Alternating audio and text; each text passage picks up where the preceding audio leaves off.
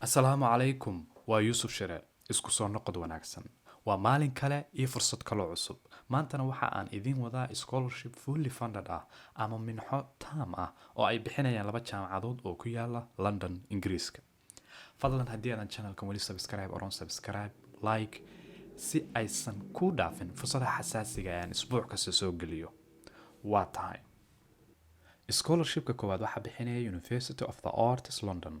Scholarshipkan ayaa ardayda internationalka ah ka caawin doona ilaa ku caawin doona lacag gaaraysa ilaa 50,000. Scholarshipkan waa levelka masters only dadka oo levelka masterka soo gaaray. Heerka labaad ee jaamacadda ayaa loo ogol yahay.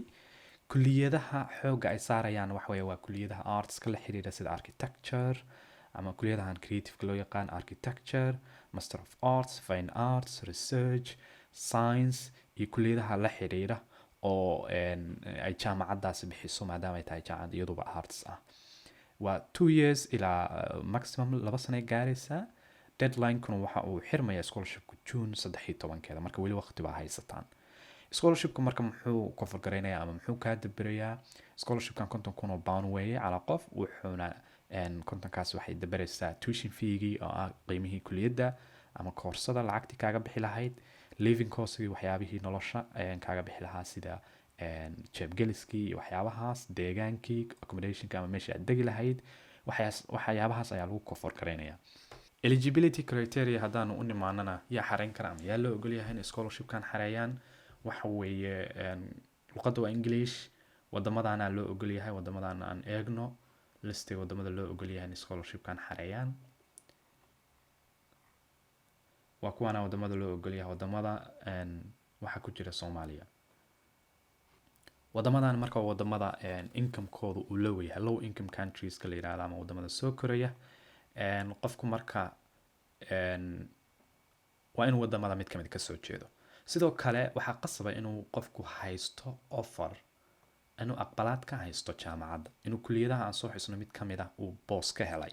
Jaamacadda marka hor xareynaysaa oo kulliyadahaas aad dalbanaysaa midkood goortaad boos ka heshid baad scholarshipkana dalbanaysaa oo aadna ka timi wadamada mid kamid ah sida aan hadda soo sheegnay Soomaaliya oo kale.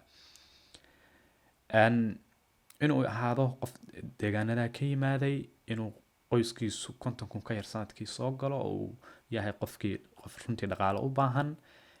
waxaa kaloo la rabaa inaad personal statement qortid, warqad adigu sharaxaysa sababaha aad u xareynaysid. Su'aalahaana ka jawaabaysaa afarta oo ay tahay inaad sharaxdid sida ay noloshaada u bedelayso ama u bedelayo scholarshipkan, waxyaabaha aad ku soo kordhin doontid goorta fursadan qaadatid, mustaqbalkaaga iyo qorshahaaga iyo wadankaaga iyo saad wax u bedeli doonto. oo iska motivation letter ama letter of intent waxyaabaha u yaqaanaan. warqadaasna waa qoraysaa. waa tahay si aad marka u xirisid scholarshipkan jaamacadda University of Arts of the Arts laba talaabo qaadaysa. Talaabada koowaad waxa weeye inaad jaamacadda xareysid kulliyadaha aan soo sheegay inaad midkood xareysid oo aad boos weydiisatid. goortii lagu aqbalo automatic my funding meesha ay ku qoran tahay meeshii lacagta ay ahayd inaad ku bixisid baa waxa ka soo muuqanaya scholarshipka. marka goortuu qofku aqbalo markii qofka la aqbalo oo ay jaamacaddu siiso offer wuxuu toos u gelayaa tartanka inuu scholarshipkan helo. marka intaa kaliya u baahan tahay inaad jaamacadda xareysid. haddii jaamacadda laga aqbalo toos waxaa uga mid noqonaysaa dadka u tartamaya inay helaan scholarshipkan.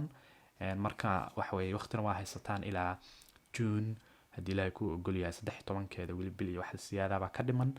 isku day inaad jaamacadda xareysaan. kulliyadaha marka jaamacaddu ay bixinayso courseska xaggana ka eegi kartaan. post graduate baa fiirinaysaa maadaama master xareynaysa undergraduate waxa iska dhaaf maadooyinka post graduate ka baad eegaysaan. maadooyinkaas marka kulliyada aad rabtid ka dhex dooranaysaa iyada requirements-keeda eegaysaa iyo waxa laga rabo. haddii aad subject-ga fiirisid full time part time colleges-ka waa kuwana hadaad tirahdid creative oo kale maadooyinkana ka mid ah. marka iyadii baad sii furaysaa requirements-ka waa fiirinaysaa xaggaas aad jaamacadda ka xareynaysaa. markii aad xareysidna dabcan meeshii fanka ama lacagta lagu bixin lahaa baa waxa soo geliyay scholarshipkan. haddii aad ku guuleysatid haddii ay ku arkaan inaad tahay qof adag yahay faylkiisu adag yahay sidaas ayaad ugu guuleysanaysaa scholarshipka. official linkiga sidoo kale insha allah waxaan idin dhigayaa muuqaalka videoga hoostiisa, xaggaas ayaa xoga dheeriya kasii helaysaan ee sii akhriya. waa tahay scholarshipka labaad waxaa bixinaya Queen Mary University DeepMind Scholarship baa la yiraahdaa. waa jaamacad caan oo runtii iyaduna ku taala London, jaamacadaha ugu da-da weyn ka mid ah. isna levelka masterska way scholarshipkaasna waxaa loogu talagalay dadka doonaya inay master ama heerka labaad ee jaamacadda dhigtaan. kuliyadahan ayayna maalgelinayaan oo ay dadka ka bixinayaan artificial intelligence, computer science, machine learning iyo computer games. qiimahana waxa way qiimaha internationalka dadka kuliyadda qiimihii kaaga bixi lahaa jeebgelis, travel iyo waxyaabaha wixii kaaga bixi lahaa bay cover garaynayaan. yaa xareyn kara everyone from any nationality. marka waxa weeye scholarship maca dadka UK u dhashay iyo dadka internationalka ay xareyn karaan way. marka qof kastoo isna international uu xareyn karaa waa inuu ahaado dumar ama underrepresented group, black students especially baa leeyahay. marka dadka xoogaa minority-ga oo meelaha qaybtood la faquuqo bay taageerayaan. marka ardayda Afrika ka timaado oo kale mudnaan bay helayaan iyo dumarka iyo. marka scholarshipkan waa scholarship isaguna aad macquul u ah, kharashkiisuna fiican yahay. waa inuu marka kasoo jeedo black or white African, waa inuu haysto sidoo kale tanna mar kale waa muhiim, kii hore la kala mid tahay dhankan, laakiin waa inuu halkan haysto offer jaamacadda, inuu boss ka helo, waa inuu kuliyadaha soo sheegnay mid kamid ah aqbalaadka haystaa. sidee baad u xareynaysaa marka scholarshipkan? marka hore waxay sameynayaan waxaad helaysaa offer ba waxaad kasoo helaysaa jaamacadda oo kuliyadaha goorta baalgeysatid. labo documenti baa jiraan hadda ina tusayo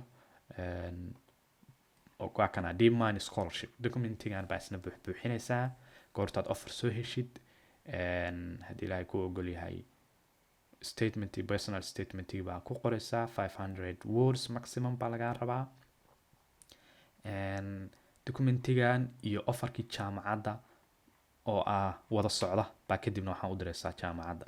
goortaad jaamacadda u dirtid sidaas aad uga sugaysaa iyaga jawaabta inay soo gaaraan. marka official website-ka by downloading the application form. application-ka hadda ina tusay formkiisa buuxinaysaan, xogaha nationality-gaaga iyo xogtaada oo dhan baa ku qoraysaa, meelaha banbanaan baa buuxinaysaa, si taxadar loo buuxi. waxa weeye kadibna goortaad saxiixidid oo aad personal statement-iga waxoo dhan qortid baa emailka u diraysaa oo jaamacadda, isagoo CV-gaaguna la socda. marka dokumentiyadana u muhiimsan formka, CV-ga, offer letterka jaamacadda, intaan way inta la iskaba raba afartan un weeye. formka soo buuxisay, CV-gaaga, offer letterka oo ah jaamacadda inaad aqbalaad ka heshid kuliyadaha aan kor kusoo xusnay, iyo personal statement 500 oo eray oo ah waxa ku dhiirigeliya sababta oo xareynaysa scholarshipkan iyo waxyaabahaas.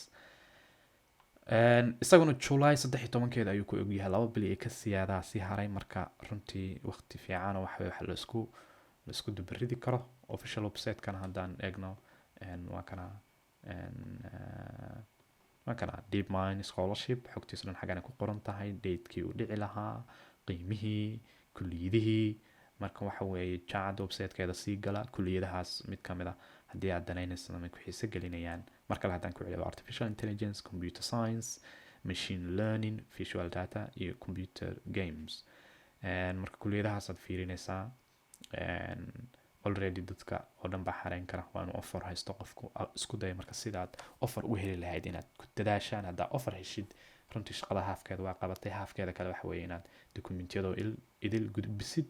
goorta gudbisid adoo emailkan u diraya waad ka warsugaysaa jawaabta. marka insha Allah waxaan idin rajaynayaa guul. website-kan officialka isagana waxaan idin dhigayaa YouTube hoostiisa.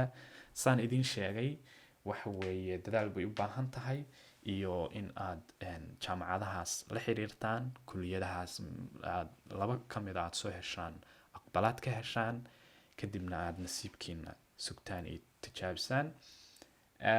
intaas ayaan kusoo gabagabeynayaa. fadlan haddii aadan channelka weli subscribe, share, la sii wadaaga oo muuqaalkan gaarsii walaalaha isleedahay way ka faa'iideysan karayaan.